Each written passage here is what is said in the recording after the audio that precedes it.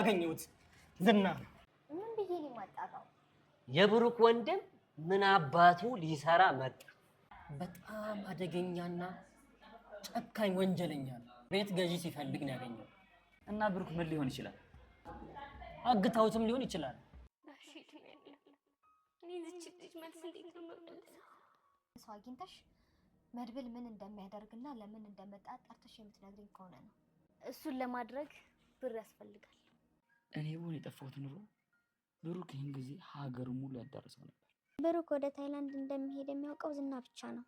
በሱ በኩል እንደመጡ ማወቅ በጣም ቀላል ነው። ግፋ ቢል አግተውት ነው የሚሆነው። የሰጡትን ዕቃ ቆሻሻ ገንዳ ውስጥ ጥሎ ልጁን አሳክሞ ተመለሰ። መድብል የወንድሙን መታገት የብሩኬን መታገት አወቀ ቦታው። ከኤፍራታና ከጓደኛው ከበቃሉ ጋር የተላከለትን ሚሴጅ ሲያገኝ በጣም ማመን አቃተው። የላከለትን ሚሴጅ በሚያይ ጊዜ ከካሊብ ሞስሳ ጋር ነው ስራ የጀመረበት። እሱ ደግሞ መጥፎና በጣም የሚሰሩት ስራ በጣም ህገ ወጥ የሆነ ነገር የሚያውቅ ነው። ከዚህ ከሰውዬ ጋር እንዴት ተገናኘ እንዴትስ እያለ ወንድሙ መድብል በንዴት ውስጥ ይገኛል። የላከለትን ሚሴጅ ውሸት ነው በለኝ እያለ እራሱን በጥያቄ ውስጥ እያበደ ይገኛል። መድብል በቃሉ ሚስጥር ነው ብሎ ሚሴጁንም ይሄ ነው ቁጥራቸው ይሄ ነው የሚሰሩት ብሎ ሁሉንም ነገር በስልኩ ሲልክለት ነበረ። ካሊብ ሞስሳ ይሄ መጥፎ ሰው እንትን ነው እያለ ሲናደድ የነበረው ማለት ነው። ሰላም ጤና ይስጥልን ውድና የተከበራችሁ የቻናል ቤተሰቦች እንኳን ወደ ቻናል በሰላም መጣችሁ። ምሳሌ ተወዳጁና አጓጊ የሆነው ምሳሌ ድራማ ክፍል 74 ተለቀቀ።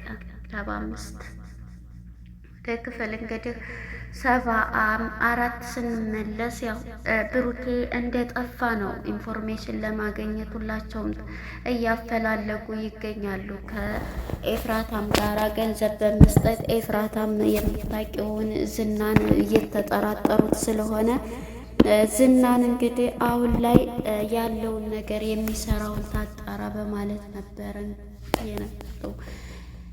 ማነው ሉሊትም እንግዲህ ሉላዬም ሁሉንም ነገር በመናገር ለባለቤቷ ለሞገስ እሱ እኮ የሚሰራው እንደዚህ ነው ያለች ህገ ወጥ ነገር በጣም የሚሰራውን ስትናገር ይሄ ነገር ብሩኬንም አለበት ይሆን እያሉ እሱንም አሁን ላይ እየተጠራጠሩት ነበር የሚገኙት። እንግዲህ ወደ ክፍል 75 ላይ 76 ላይ ስንመለስ አሁን ላይ ብሩክ ያለበት ቦታ የታወቀ ይመስላል። በቃሉ የሚባለው የመድብል ጓደኛ በስልኩ ሚሴጅ ሲልክለት ይሄ ሚስጥር ነው በማለት የሚስጥር ኮድ አድርጎ ሲልክለት ነበር። ይህን ያየው መድብልም ደግሞ እንዴት ከዚህ ጋራ እንዴት በምን ቀን ተገናኘ እያለ መድብልም በንዴት ውስጥ ይገኛል ማለት ነው። ኤፍራታም እንግዲህ ስራሽን ስሪ ተብላለች እና ኤፍራታም ገንዘቡ ወዳጇ ኤፍራታም አሁን ላይ እሷም ከማህሌት ላይ ነገሮችን ለማጣራት እየሞከረች ነው ያለችው ማለት ነው። ማህሌትም ሁለተኛ ደግሞ ወደ ማህሌት ስንመጣ ማህሌትም አሁን ላይ ከዝና ጋራ አንቺ ሉላንና ዝናን ማነው ሞገሴን እገላለሁ ኃላፊነቱን ደግሞ አንቺ ትወስጃለሽ። ማነው የሚገለው ማነው የሚያስገድለው ሲል እኔ የሚያስገድል ሰው እመድባለሁኝ፣ አንቺ ግን ኃላፊነቱን ትወስጃለሽ፣ ይሄን ነገር እንዲያደረግሽው አንቺ ትሆኛለሽ ይላታል። እሷም ግን ያው ገንዘብ ነውና የምትፈልገው እሺ በማለት የሱን ስራ ተቀብላለች። ሁልጊዜ ወደ ኋላ የምትወርቀው በራሷ የማትመራው ማህሌት አሁን ላይ ቢገደልም ለቤትና ለንብረት ስትል እሺ በማለት ሉላም ከሞተች ሞገስም ከሞተ እኔ ከሱ ጋራ እንደምኖር እሱም አብሮኝ እንደሚያኖረኝ ቤትሽም መኪናሽም የፈለግሽው ነገር ይደረግልሻል እያላት ነው። ይሄን የሰማችው እንግዲህ ገንዘብ ወዳጇ ማህሌት ማለት ነው ኦኬ በማለት ሀሳቡን ተቀብላለች። ሀሳብ ያስባሉ። ሁሌም ግን አይሳካላቸውም ማለት ነው። እንግዲህ ጉረኛው ዝናም እኔ ዝና እያለ ምንድነው ግን ብሩክን 10 ጊዜ ስለ ብሩክ ማንን ትንበያለሽ እያለ እንግዲህ ብሩኬን በመጥፋቱ በጣም ጭንቀት ላይ የሚገኙት መድብልና ሞገስ በጭንቀት ላይ ይገኛሉ። ግን ምን ሊሰራ መጣ እያለ አሁንም ድረስ ይፈራዋል። መድብል የእጅ ስራውን ሰጥቶታልና እንዴ የብሩኬ ወንድም ቢመጣ ምንድነው አንተ ታዲያ ትፈራዋለህ እንዴ ትለዋለች ማህሌት ማለት ነው። አላወቅሽኝም ማለት ነው። እኔ ዝና ማን ነው የሚፈራኝ? እኔ ደብሳለች ማን ነው የምፈራው? አታውቂኝም ማለት ነው። እና ታዲያ ለምንድን ነው 10 ጊዜ ለምን መጣ እያልክ ጥያቄ የምታበዛው? እያለ ዝም በይ አሁን ስለንትን አጥሪ ምን ሊሰራ መጣ እያለ ነው እንዴ። ወንድሙም ጠፍቷል ብሩክ፣ ስለዚህ ስለዛም ሊሆን ይችላል እያለችው ነበርና ማህሌትም እሱም እንግዲህ ከህገ ወጥ ሰዎች ጋር ስናስብ ምክንያቱም ወደ መጀመሪያው 73 ፓርት ላይ ዝና ለማህሌት ሲነግራ ቤቱን አልተሸጠም ሁሉንም ነገር ብሎ የነገራትም እሱ ነው። እንግዲህ ከህገ ወጥ ከሚያመላልሱት ከሱ ሰዎች ጋር ያገናኘው ዝና ነው ማለት ነው። ዝና ነው እንዲታገት ያደረገው። እሱም ከቆሻሻ ገንዳ ጥሎታል ያንን ህገ ወጥ መድኃኒት እንትን በል የሚባለውን ቆሻሻ ገንዳ ጥሎ ልጁን በነፃ አሳክሞ ነው የመጣው ብሎ ነበር የነገራት ለማህሌት ማለት ነው። ለዛም ነው ክስሽን መስርችና እሱን አሁኑ እንትን ትያለሽ ቤትሽን ታስመልሻለሽ ያላት ነበር ማለት ነው። እሷ ግን ቤት ይጃላላትም ወረቀቷን ይዛ የክስ ወረቀት ነው ይግባኝ የጠየቅኩበት ለቤቴ ቤቱ አልተሸጠም ብላ ከቅድስቴ ጋራ ያኔ ሲሞቃሞቁ የነበሩበት ነገር ነበር። ስለዚህ አሁን ላይ እንግዲህ ከነገሮቹ ስንረዳ እሱን ያስያዘውና ያሳገተው ማነው? ብሩክን ራሱ ዝና ነው ማለት ነው። ምክንያቱም የሚሰራውም ስራ ህገወጥ ከእንደዛ አይነት ሰዎች ጋር ነው ብላለች። እሱም ደግሞ ታይላንድ ሕክምና ምሳሌን ይዞ እንደሄደ የሚያውቀው እሱ ስለሆነ ሁሉንም ነገር እሱ ነው የሚያውቀው በማለት እሷም ይሄንን ሀሳብ ለሞገስ ሉሊትም ስትነግረው ነበረ። እንግዲህ ሞገስም ያለበት እኔ እስካሁን በሆነ እኔን እስካሁን በፍለጋ አገር ምድሩ እንትን አይለውም ነበር እያለ አንዳንድ ነገሮችን እዚህ ጋር ማሰብ ያለብን ለጓደኛም ሆነ ለማንም ሰው ቢሆን ይቅርታ ሲጠይቁን መቀበል አለብን፣ ይቅርታችንም ማለት ነው። አሁን ላይ ሞገስ በጸጸት ይገኛል። ወይኔ ይቅርታ አድርጌለት ኑሮ ወይኔ አሁን በህይወት ካልኖረ እንዴት ሊሆን ነው እያለ ጸጸት ውስጥ ገብቷል። አሁን በቃ ምንም አይሆንም አንተ ብቻ ራስህን እንትን በል እያለችው ነበረ ማህሌትም ማለት ነው። ማነች ሉሊት ማለት ነው እያረጋጋቸው ነበር። እና ከዚህ ወሰድኩት ትምህርት ቢኖር አንዳንድ ሰዎቹ ጠብቀው በቃ ተጸጽተውም ሆነ ባጠፉት ጥፋት መተው ይቅርታ በሚጠይቁን ጊዜ ይቅርታቸውን ልንቀበል ግዴታ አለብን ማለት ነው። ምክንያቱም እነዛ ሰዎች በቃ ስለሚወዱን ሳጠፉትም ደግሞ ጥፋት ይቅርታ ብለው መተው ሲጠይቁን ያን ይቅርታችንን መቀበል አለብን። አሁን ላይ ሁለት ጸጸት አለበት ሞገስ ማለት ነው። ይቅርታ አድርጌለት ኑሮ እንዴት እንደዚህ ሆንኩኝ እያለ በጥያቄ ውስጥ ይገኛል ማለት ነው ሞገስ።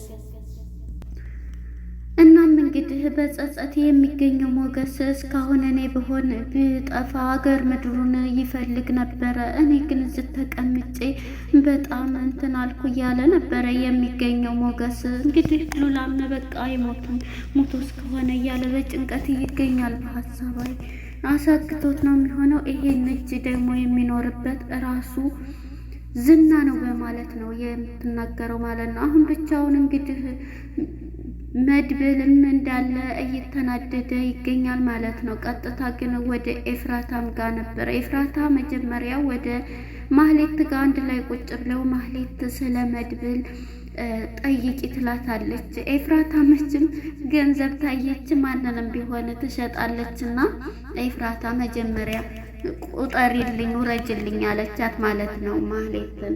ማህሌት ምክንያቱም ይህን ነገር አጣሪ ለምን እንደመጣ እያለ ነው በጭንቀት ውስጥ ይገኛል። ስለዚህ ጋር ስንረዳ እንግዲህ በጭንቀት የሚገኘው ዝና ማለት ነው ብሩኬን እንዳሳገተው ወይም ነገር እንዳስደረገው ነው የምንለው ማለት ነው። እንግዲህ ማን ነው ዳንኤል መድብል ማለት ነው። መድብል አሁን ላይ ያለበት ሁኔታ ብቻውን ቤት ውስጥ እየጨነቀው ከዛ ከዚህ እየዘለለ ነው። በዚህ ጊዜ እንግዲህ ከድንገት ቅድስት የመታ ምንድነው የተፈጠረው ንገሪኝ ትላት። ከዚህ ቤት ሲሄድ ምን ነበረ እያላት ነበረ። እሷም እንግዲህ ቲሸርቱ ነው ያለው ግን አምጪ እስኪ ሲላት ቲሸርቱም ደግሞ የምሳሌ ንስር ነው መሰለኝ እንትን ብሏል። በቃ ተይው ስመጣ ታሳይኛለች በማለት ነበረ። እንግዲህ ኤፍራታም ደውላ መገናኘት አለብንም እንትን አግኝቻለሁኝ ብላ ስትነግረው ምንድነው ንገሪኝ ሲላት በቃ ይሄንንማ ተገናኝተን ነው ማውራት ያለብን ብሏታል። መጀመሪያ ኤፍራታ እና ማለት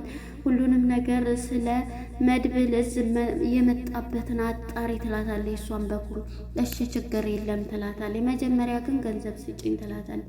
እሺ ይሰጥሻል ይከፈልሻል ትላታለች። እንግዲህ ይሄንን እሷ ደግሞ መጀመሪያ እሱ ግን አሁን እየንተናጅ አለበት ብለሽ ታስቢያለሽ ይመስለኛል እያለች ለእህቷ ለኤፍራታ ትነግራታለች ማለት ምክንያቱም ህግ ወጥ በጣም ገንዘብ ብዙ የሚያስገኘው ወደ ቆሻሻ ገንዳ ጥሎታል እኮ ነው የምልሽ እንደዛ አድርጎ ነው የሄደው እያለቻት ነበረ። ይህንን የሰማችው እንግዲህ ኤፍራታም ቀጥታ ወደ እንትና ጋ ነው የደወለችው ማለት ነው ወደ መድብል ጋር እንግዲህ ሲገናኙ ሁሉንም ኢንፎርሜሽን ለሱ ትነግረዋለች። እሱም ደግሞ ከጓደኛው ከበቃሉ ጋር የላከለትን ሜሴጅ ስለደረሰው በቃ ኢንፎርሜሽኖች ሁሉንም ነገር እያሰባሰበ ነው። ወንድሜ ሞቷል በህይወት አለ እያለ እንትን እያለ ነው ያለው ማለት ነው። አሁን ላይ ከሞገስም ጋር ተገናኝቶ ሞገስም እና ዳጣም ባንድ ሆነው ይሄንኑ እያወሩ ነበረ። ዳጣና ሞገስ ማለት ነው። ይህን ሳለ እንግዲህ ሁላቸውም በጭንቀት ይገኛሉ። እንዴት እንትን አለ እንዴት ጠፋ እያሉ በጭንቀት ይገኛሉ ማለት ነው። እሱም እንግዲህ ይህን ኢንፎርሜሽን ስላሰባሰበ ወንድሜንማ ያለበት እንትን ያለበት ማግኘት አለብኝ እያለ መድብልም የሰጠችውን ኢንፎርሜሽን በጠቅላላ ይዞ አመሰግናለሁ ወይኔ ወንድሜ ሞቷል ማለት ነው እያለ በጣም በእንትን ላይ ይገኛል ማለት ነው። እሱም አሁን ላይ እንግዲህ መድብል ያለበት ሁኔታ ተነስቶ ይህንን እያለ እየሄደ ሳለ ነው እንግዲህ አሁን ላይ ይህን ነግራው በዚህ ላይ ያነበረው ማለት ነው። ወደ ሞገስም ጋር ስንመጣ ሞገስም በጭንቀት ይገኛል።